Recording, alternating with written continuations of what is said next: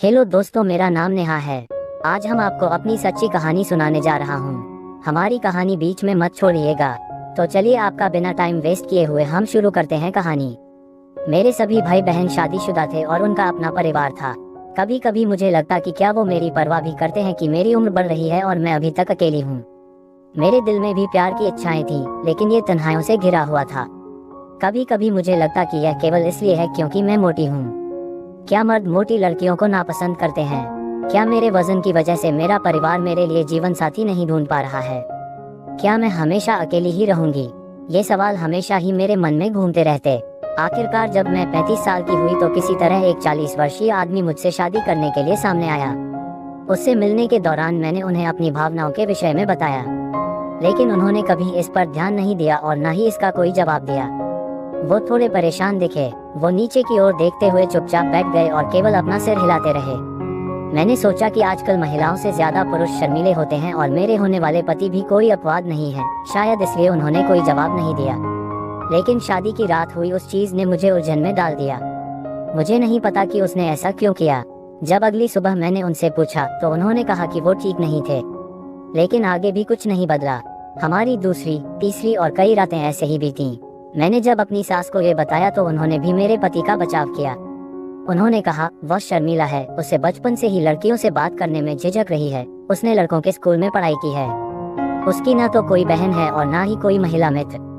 हालांकि इस बात से मुझे अस्थायी राहत तो मिली, लेकिन मैं इस विषय में सोचना बंद नहीं कर सकी। मेरी सारी उम्मीदें, सपने और इच्छाएं दिन ब दिन टूट रही थीं। मेरी बेचैनी का एकमात्र कारण प्यार नहीं था। वो शायद ही मुझसे बात करते थे। मुझे लगता कि हमेशा मेरी उपेक्षा हो रही है। वो मुझसे दूर भागते, छूना पकड़ना तो दूर की बात थी। अगर कोई औरत अपने पहने हुए कपड़े भी ठीक करती है तो मर्द उसे ऐसा करते हुए देखने की कोशिश करता है। लेकिन अगर मैं कभी रात को पूरी तरह से अपने कपड़े उतार भी देती तो भी मेरे पति उदासीन बने रहते। क्या मेरा वजन उनके इस व्यवहार का कारण है? क्या उन्होंने मुझसे किसी दबाव में शादी की है? मुझे नहीं मालूम था कि ये सब बातें किससे शेयर करूं। मैं अपने परिवार से बात नहीं कर सकती थी क्योंकि सब यही सोचते कि मैं बहुत खुश हूँ, लेकिन मेरे सब्र का बांध टूट रहा था। मुझे इसका हल ढूंढने की जरूरत थी। आमतौर पर छुट्टियों वाले दिन भी वो घर पर नहीं रहते थे। वो या तो अपने किसी मित्र के घर जाते या अपने माता पिता को बाहर ले जाते थे। संयोग से उस दिन वो घर पर ही रहे। मैं कमरे में घुसी और अंदर से दरवाजा बंद कर दिया।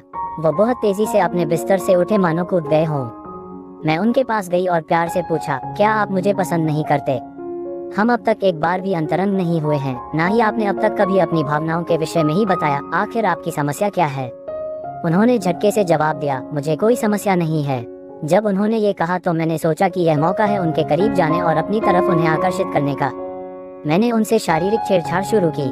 मैंने सोचा कि इससे उन पर कोई असर होगा, लेकिन उन पर कोई असर हो नहीं रहा था। उनमें उत्तेजना का कोई भाव भी नहीं दिख रहा था। मुझे नहीं पता था कि किससे इस बारे में पूछना चाहिए, लेकिन ये बात मुझे परेशान करती थी कि जैसे किसी स्त्री की सुंदरता के बारे में पुरुष आकलन करते हैं, मैं क्यों अपने पति के शारीरिक गुणों का आकलन नहीं कर सकती? अगर मुझे उससे कुछ उम्मीदें हैं तो ये गलत क्यों है? फिर मुझे एक दिन ये पता चला कि वो नपुंसक थे और डॉक्टर ने हमारी शादी से पहले ही इसकी पुष्टि कर दी थी। वो और उसके माता पिता सब कुछ जानते थे, लेकिन मुझे अंधेरे में रखकर मुझसे धोखा किया गया।